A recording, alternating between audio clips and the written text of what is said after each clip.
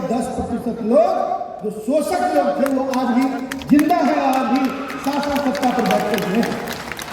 कुछ लोग सीधा तीर नहीं चला रहे, कुछ लोग शिखंडी को आगे रख के तीर चला रहे हैं। देश के प्रधानमंत्री पिछड़ा चेहरा दिखाने की कोशिश कर रहे हैं। दौर खींचा जा रहा है नागपुर से, तो 10% लोग नागपुर में बैठे हुए हैं। आज के 10% पिछड़े दलितों का कट ऑफ मार्क्स सामान्य के कट ऑफ मार्क्स से ऊपर जा रहा है। इसका मतलब हुआ कि वो हमसे बुलवाना चाहते हैं कि आरक्षण अब हमें नहीं चाहिए। यही तो चाहते थे लोग। आज यह एक विशेष अवसर है जो 100 वर्षों बाद आता है।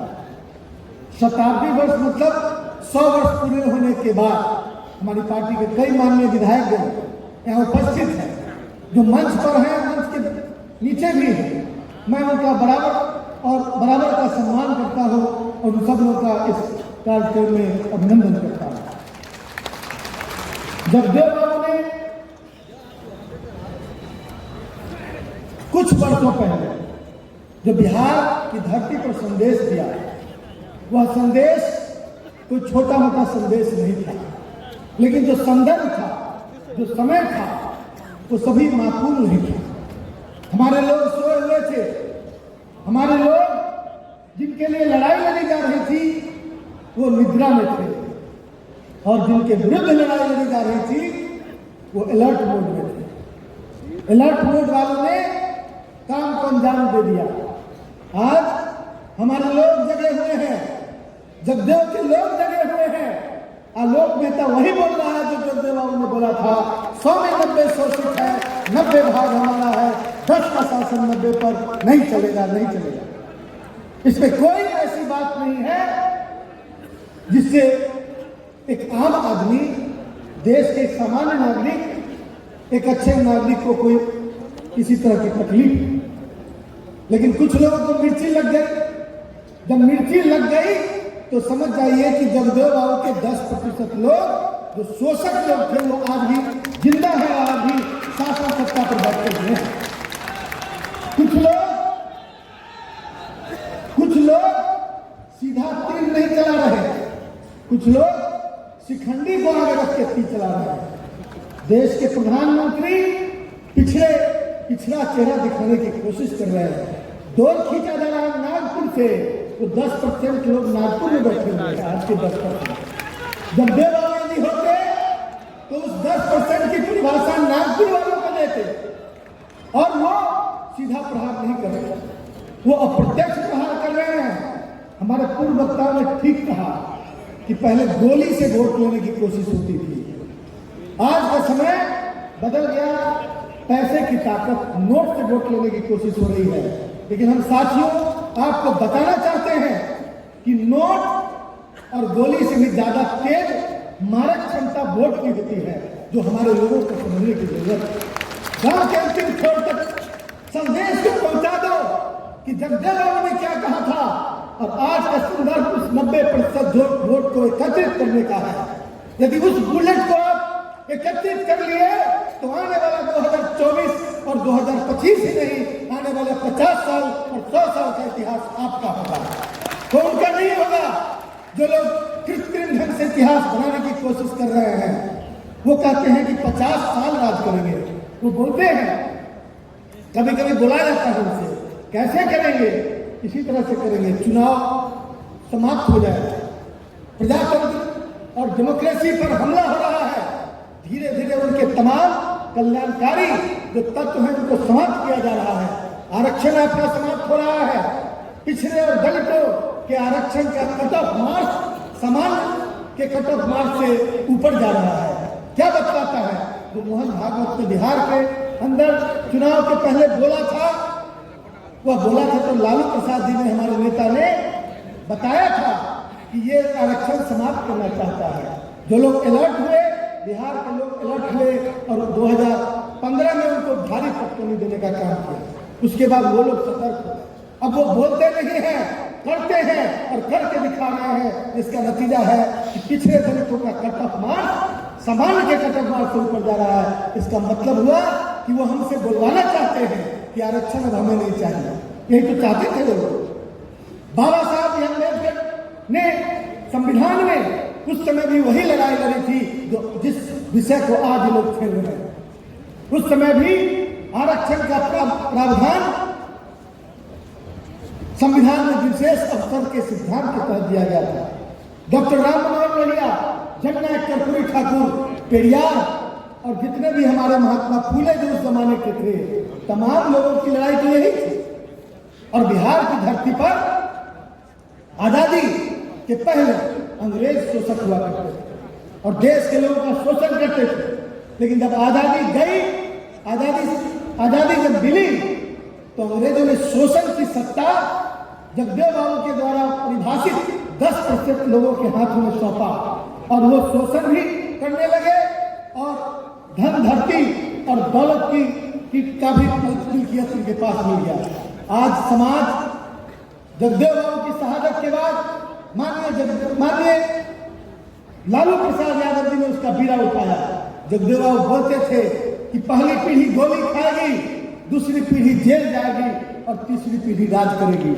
पहली पीढ़ी जगदेव बाबू शहीद हो गए और उनको शहीद कर दिया गया और दूसरी पीढ़ी जिन्होंने बीड़ा उठाया लालू प्रसाद यादव जी ने, उनको अपने राजनीतिक जीवन का आधा समय जेल में काटने के लिए मजबूर किया गया और उन्हें कुंद किया गया उसी ताकत को जो जगदेव बाबू 100 में 90 बोलते थे, लालू जी बोलते थे मछली पकड़ने वालों, घोंघा चुनने वालों, सुअर चराने वालों, चूहा पकड़ने वालों, सब्जी उगाने वालों, भेड़ चराने वालों, पढ़ना लिखना सीखो। ये क्या था? ये समाज के उसी 90% लोगों का आह्वान था जिसकी बात जगदेव बाबू करते थे और उनको जेल, अपने जीवन के आधे काल तक जेल किसी न किसी तरह से प्रताड़ित किया गया। आज जब शासन करने का वक्त है तो उनकी हिमाकत नहीं है कि सीधे सामने आवे, तो कभी तेजस्वी प्रसाद यादव पर केस, कोई आधार नहीं, लेकिन केस है। धमकी, कब ईडी और सीबीआई का छपा लोक नेता और भावना के यहाँ जो बोल रहा है सबके यहाँ पढ़ाया जाए, इसकी तैयारी हो रही है। जनता यदि एकजुट हो, आपका वोट यदि एकजुट हो, तो सबके ये सारे जो साजिश है सबका सत्यानाश किया जा सकता है और आपको इसके लिए एकजुट होना पड़ेगा। आने वाला मैंने कहा, भागलपुर में मैंने कुछ गलत नहीं कहा। मैंने जो भी कहा वो जगदेव बाबू कहते थे और मैंने जो भी समझा, आज समझदारी का समय है। जगदेव बाबू 100 में 90 की बात करते थे और उस समय हमारे लोग आज भी चारों तरफ किसी न किसी कुनबे में जगदेव बाबू की जयंती मनाते हैं। साथियों, जगदेव बाबू ने 100 में 90 की बात की थी, सिर्फ कुशवाहा की बात नहीं की थी।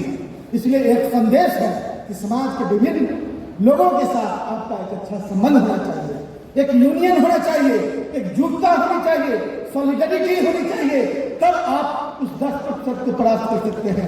क्योंकि 10% के पास दिमाग ज्यादा है, हाथ कम हो सकता है लेकिन दिमाग ज्यादा है। आपको दिमाग वालों से भी लड़ना है तो पूरी तरह से सतर्क होकर लड़ना होगा। जगदेव बाबू ने कभी नहीं कहा कि कुशवाहा का रोज मीटिंग कीजिए, उन्होंने कहा कि सभी समाज के अंतिम पंक्ति के लोग एकजुट होकर एक सॉलिडरिटी के साथ लड़ाई लड़ेंगे। हम कुशवाहा साथियों को इसलिए बुलाना चाहते हैं कि समाज के लोगों ने जिन लोगों को नेता बनाया, जिन लोगों को से अपेक्षा की, जिन लोगों से उम्मीदें की, उनके पैर में चक्के लगे हुए। स्वार्थ बस कोई आज इस दल में, कल उस दल में, परसों उस दल में, परसों किसी और दल में, अब अंत में निर्दलीय। ये क्या लड़ाई है? ये कोई लड़ाई नहीं है, सिर्फ स्वार्थ की लड़ाई है। वो चाहते हैं कि समाज के लोगों का मोटरी बांधकर पीठ पर लेकर पेटिया में जाकर बेच दें। कौन हमको ज्यादा देगा उसको हम सौंप दें। इस चीज से आपको सतर्क होने की जरूरत होगी। सतर्क होने के ये कोई जनहित के मुद्दे पर लड़ाई नहीं हो रही है और मीडिया आपके साथ नहीं है। इतने महत्वपूर्ण कार्य हो रहे हैं बिहार में। जब से महागठबंधन की सरकार बनी है तब से गरीब पड़क कार्य हो रहे हैं। खुद मैंने अपने विभाग में घोषणा की है सरकार की ओर से, माननीय तेजस्वी प्रसाद यादव जी और नीतीश जी के से विमर्श करके कि इस साल के अंत तक बिहार में कोई ऐसा गरीब नहीं बचेगा जिसको घर बनाने की भी जमीन नहीं हो। 100% लोगों को तक जमीन दिया जाएगा और इस तरह के तमाम कार्यक्रम सरकार के द्वारा घोषित किए जा रहे हैं। लेकिन जो लोग ये बात मीडिया के डिस्कशन का मुद्दा नहीं बन रहा। क्यों नहीं बन रहा? इसलिए आपके सारे तंत्रों पर एक अधिकार हो गया है, आधिपत्य हो गया है, कॉन्स्टिट्यूशनल बॉडी पर कब्जा हो गया है, और एक खास वर्ग मीडिया जो है वह आपके तमाम योजनाओं को, आपके विचारों को समेट कर रखना चाहता है। सरकार जो कर रही है आप तक नहीं पहुंचाना चाहता। वो दिखाना चाहते हैं वही जो दिखाना चाहते हैं, वो दिखाते नहीं है जो दिखाना चाहते हैं। आज वो मैं अपने बड़े भाई जो रोज हिस्सेदारी मांग रहे हैं, आपने समाज को हमेशा खाना बदोश बना के रखा। आपने कहीं घर बनने ही नहीं दिया। किसी दल के साथ समाज का यदि विश्वास बनेगा तभी आपको हक और हिस्सा मिलेगा। समाज आप इतने दल बदले और तमाम नेताओं के बारे में हम कह रहे हैं तो रोज दल बदल रहे। समाज के लोगों का सीधा विश्वास दल के साथ होना चाहिए और तब दल भी इस पर विश्वास करके। लेकिन मैं बताना चाहता हूं कि कहीं विश्वास बनने नहीं दिया। खाना बदोश की तरह टेंट गाड़, आज टेंट गाड़ लिया एक दल में, कल टेंट गाड़ लिया उधर, तो परसों किसी और की तरफ। घर आपने कहा बनाया जो हिस्सा मांग रहे हैं? आलोक मेहता, घर बनने ही नहीं दिया। आलोक मेहता जिंदाबाद। घर बनाइए। आलोक मेहता ने बिहार के सबसे बड़े दल में आपका विश्वास जमा कर रखा है। और मैं के साथी मैंने लालू प्रसाद जी के सबसे बुरे दिनों में और सबसे अच्छे दिनों में हमेशा साथ रहा। आपके लिए हमें भी ऑफर था कि केंद्र में कैबिनेट मंत्री बन जाओ, बिहार में उप मुख्यमंत्री बन जाओ। हमने सब ठुकरा दिया और मैं खूंटा डाल के आपके बदौलत आपके विश्वास को स्थापित करने के लिए मैंने एक दल को संभाल के रखा है। और आज मैं विश्वास दिलाना चाहता हूं, आप अपनी ताकत को समेट कर हमारे पास, आज अपनी ताकत को समेट कर हमारे पास दीजिए। मैं अब दावे के साथ कह सकता हूं, आप हमारे कहने पर एकजुट होइए। राष्ट्रीय जनता दल के साथ पूरे बिहार से लोग जुड़े। मैं आपको वादा करता हूं जितना टिकट मिला होगा उसका दुगना टिकट का मिला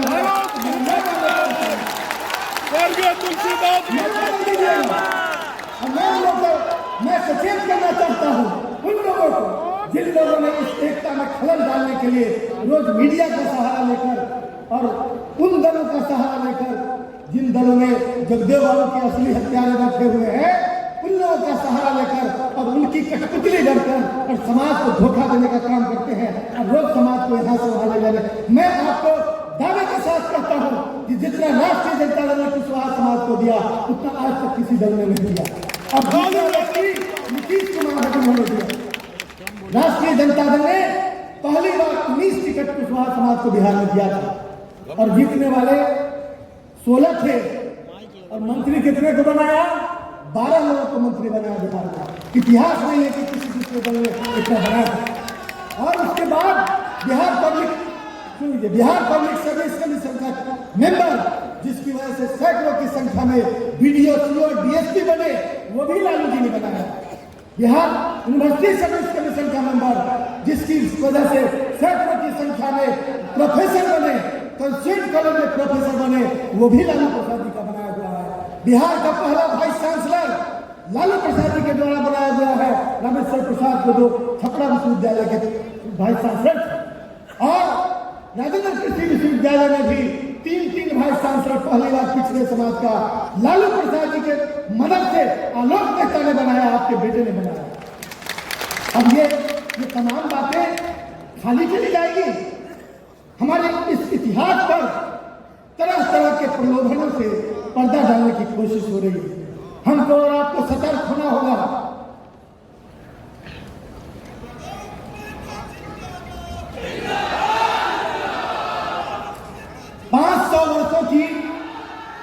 500 वर्षों की के इतिहास अकबर और बाबर पर राजनीति कर रहे हैं और ये जगदेव बाबू का तो 50 साल पुराना इतिहास है। इसी धरती का इतिहास है और ये लोग चुनौती देते हैं, धमकी देते हैं। मैं चुनौती देता हूं, यदि वादा है तो आके फरियाद आने वाले चुनाव में आलोक मेहता, तेजस्वी यादव दोनों के हाथ बने हुए हैं एक साथ, और तुम दोनों औकात दिखाना दिया तो मेरा नाम, मैं जगदेव का बेटा नहीं, मैं सम्राट का था और बेटा। इसलिए साथियों जिंदाबाद।